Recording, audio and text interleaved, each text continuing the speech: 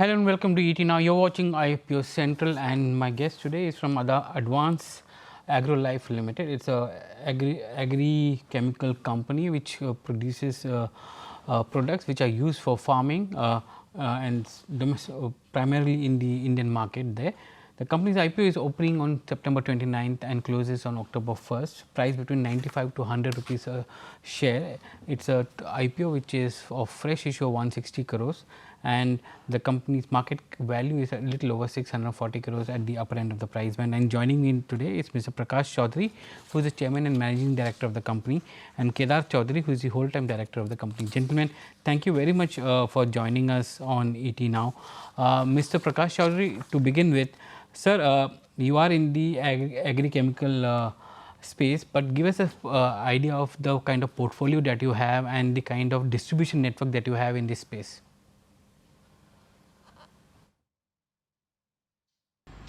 Yes, sir. Thank you, sir, for inviting us. Advanced AgroLife is a agrochemical manufacturing company. Company जो अभी है company B2B segment में काम कर रही है with a diversified portfolio of the product. Company के पास अभी various fungicides, insecticides, herbicides and PGR segment के पोर्टफोलियो के वाइड रेंज ऑफ अभी currently company around 80 of products manufacture करती है. और कंपनी के जो क्लाइंट बेस्ड है currently working with the big corporate customers of the agrochemical industry in the B2B segment. Kedar, can you give us a sense of you're raising 160 crores? What is the amount going to be used for?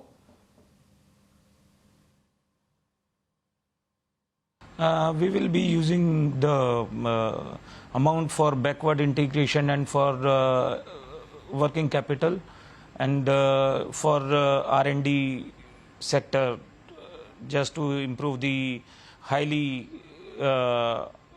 produced chemicals and advanced research molecules for the industry.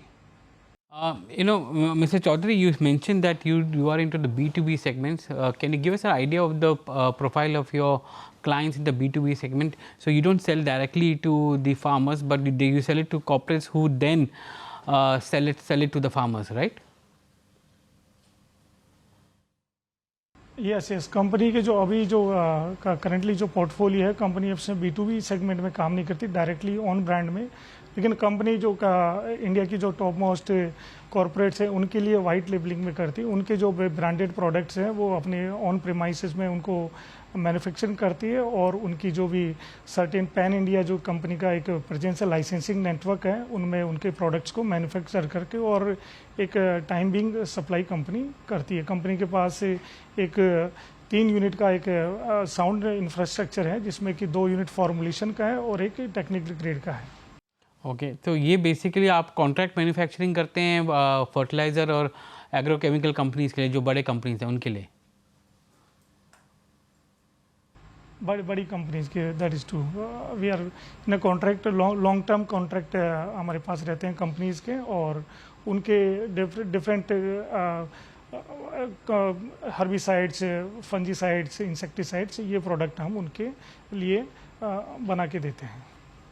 Kedar, can you give us an idea of the kind of relationship that is there? How long is these contracts or supply agreements that you have, and how do you look at the pricing on an year-to-year basis? Because if your plants have formulations and the technical products, how do you price them, and on an annual basis, how is the repricing done for these products? For pricing and others matters, Mr. Om Prakash will give you the better opinion because I look after the productions. Actually हमारे जो अभी currently like supply का जो scenario रहता है उसमें quarterly basis में हमारे पास कस्टमर्स की डिमांड आती है और उसको हम क्वार्टरली बेसिस पे थ्रू द प्राइस कॉन्ट्रैक्ट हम उनको टाइम बिंग सप्लाई करते हैं. और कंपनी के पास जो सबसे बड़ी स्ट्रेंथ है, this customers are very stable customer portfolio. Company के पास लाइकली मतलब 15-17 ईयर्स के एसोसिएशन वाले कस्टमर्स भी हैं और उनके साथ कंपनी ने ग्रेजुअली काफ़ी अच्छे नंबर्स पे ग्रो किया है.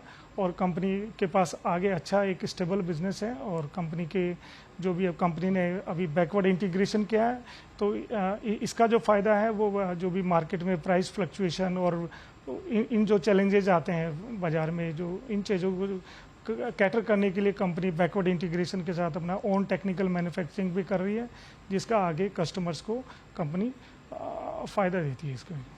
Please also can you give me a sense of because you have long term agreements with these companies to supply these chemicals, why is it that your trade receivable days are much more?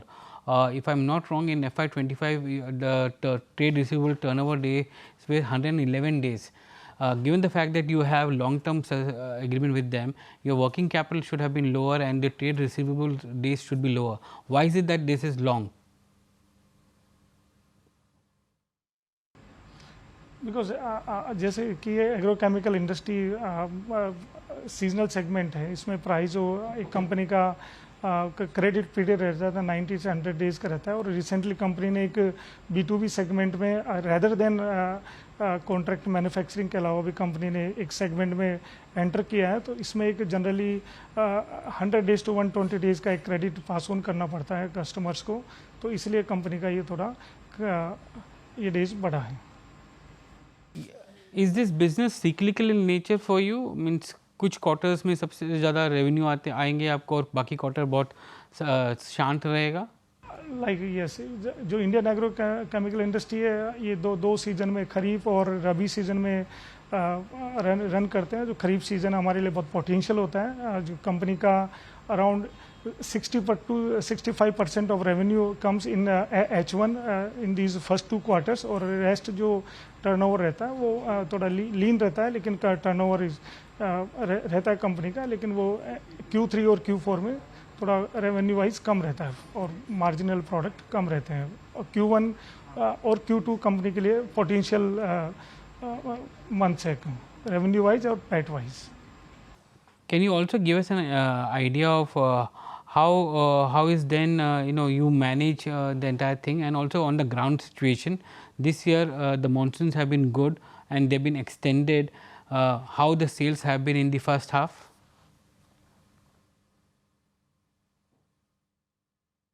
नहीं, definitely इस साल जो monsoon का शुरुआत हुआ timely being very good time पे entry की monsoon ने, और इसका कंपनी को एक किक ऑफ जो मिलता है मतलब सप्लाईज का और ऑर्डर्स का, वो एक टाइम बिंग प्री प्लेसमेंट्स का कंपनी को एक ऑर्डर्स का रहता है, वो अच्छे नंबर्स पे ऑर्डर मिले और कंपनी ने वो टाइम बिंग पे अच्छा इसको इस बार कंपनी ने कंप्लीट किया। और अभी देखा कि मानसून अभी लेट तक कंटिन्यू रहा, तो ये रबी सीजन का भी कंपनी को उम्मीद है कि अच्छा एक्रीडेशन बढ़ेगा पूरा पैन इंडिया, जिस सारे reservoirs dams are almost full, और सभी जगह पैन इंडिया में अभी अच्छा मतलब बारिश का रहा है मानसून का, तो डेफिनेटली कंपनी को Q3 और Q4 में भी अच्छा सेल्स का ग्रोथ देखने को मिल रहेगा।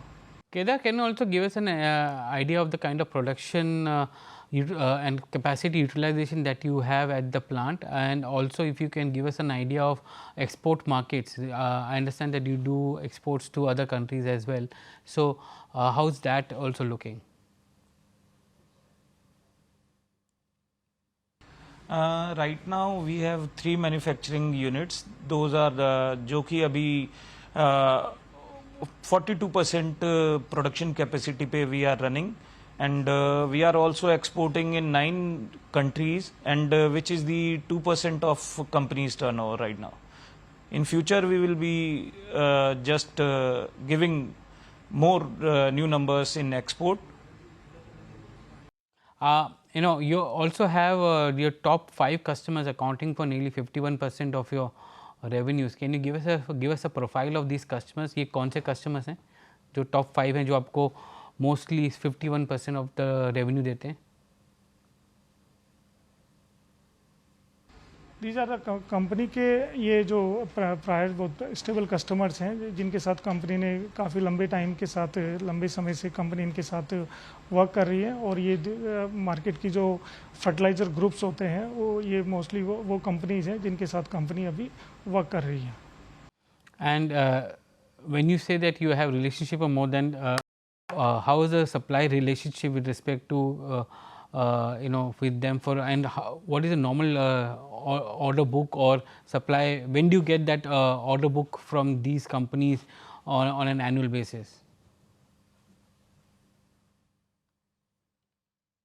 यस, कंपनी के पास जो अभी इनका जो long supply point of view से काफ़ी एक स्ट्रेटेजिक पार्टनरशिप रहती है। कंपनी को एक मॉनसून से सप्लाई से पहले काफ़ी एक ऑर्डर्स बुक हो जाते हैं और कंपनी को एक कंपनी के पास एक साउंड इंफ्रास्ट्रक्चर है। कंपनी के पास 2 डेडिकेटेड फैसिलिटी है टू फॉर्मुलेटेड द एग्रोकेमिकल्स, और कंपनी एक मिनिमम टाइम में इनकी डिमांड्स बहुत हायर साइड में रहती है, क्योंकि इनके पास एक बहुत वाइड डिस्ट्रीब्यूशन नेटवर्क रहता है कंपनीज के पास।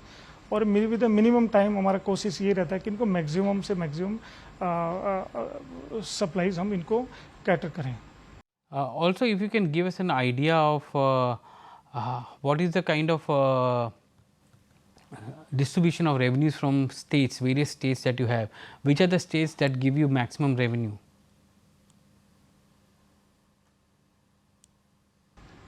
हाँ, यस, डेफिनेटली कंपनी का जो एक प्लांट लोकेशन है वेरी स्ट्रेटेजिक लोकेशन। कंपनी का बिल्कुल जो agrochemicals highly accredited of agriculture जो स्टेट्स है like Punjab, Haryana, UP, Rajasthan and Madhya Pradesh, in states में कंपनी का मैक्सिमम रेवेन्यू कैटर होता है फ्रॉम दीज कंपनीज। लेकिन कंपनी अभी पूरा पैन इंडिया 90 स्टेट्स में वर्क कर रही है अभी इन कंपनीज के साथ में। लेकिन जो मैक्सिमम रेवेन्यू कंपनी का होता है from the these states like Punjab, Haryana, UP and Madhya Pradesh and Chhattisgarh, Rajasthan. Okay. आगे if you look at the supply chain, where do you get your own supplies from? Are they all domestically procured or are you importing many of the supplies? नहीं, we are currently our purchase has been done from locally market. अभी यहाँ local domestic ही लेते हैं, लेकिन company ने भी recently कुछ import registrations company को मिलने वाले हैं, तो कंपनी इन फ्यूचर इंपोर्ट्स वगैरह पे भी करेगी to get the better prices. और कंपनी का जो बैकवर्ड इंटीग्रेशन है टेक्निकल्स का, वो कंपनी ने ऑलरेडी स्टार्ट किया हुआ है। तो अभी कंपनी जो मैक्सिमम जो प्रिक्योरमेंट है वो डोमेस्टिकली कंपनी कर रही है। फाइनल क्वेश्चन आपके लिए ये है कि your margins around 9.5% in FY25. Can you give us an indication that will this be the level of margins for you going forward, or there are levers within the company as your capacity utilization goes up, the margins can go up from here? Definitely margins will surely goes up, क्योंकि company ने अभी recently technical plant establish किया और company का आगे भी expansion का company का तैयारी चल रहा है to set up the next technical plant. तो कंपनी का एक डेफिनेटली जब फुल कैपेसिटी पे टेक्निकल का प्लांट का यूटिलाइजेशन आएगा तो डेफिनेटली मार्जिन्स एक अच्छे नंबर्स पे जाके स्टैंड होंगे। और कंपनी आगे कंपनी को बहुत एक एक्सपेक्टेशन है कि इन टेक्निकल प्लांट से एक अच्छा कंपनी को रेवेन्यू मार्जिनल प्रोडक्ट्स पे, अच्छे जो मार्जिनल प्रोडक्ट्स पे कंपनी फोकस कर रही है। और कंपनी का एक आगे जो ऑफ पेटेंटेड प्रोडक्ट आने वाले हैं मार्केट में, रिसेंटली कुछ प्रोडक्ट ऑफ पेटेंट हुए हैं और आगे टेक्निकल्स के कुछ ऑफ पेटेंट हो रहे हैं इन 2026 में। तो कंपनी ने उनकी ऑलरेडी तैयारी स्टार्ट कर रखी है टू मैन्युफैक्चर दीज टेक्निकल्स, और उनके साथ कंपनी को एक अच्छा बेनिफिट होने वाला है इसमें। जी, Mr. Chaudhary, it was a pleasure talking to you today. Your IPO is opening on September 29th and closes on 1st. Price between 95 to 100 rupees a share. It's a 160 crore IPO, and that gives a market value of roughly around 650 crores at the upper end of the price band for the company. Thank you very much for joining us today on IPO Central and on ET Now. Thank you.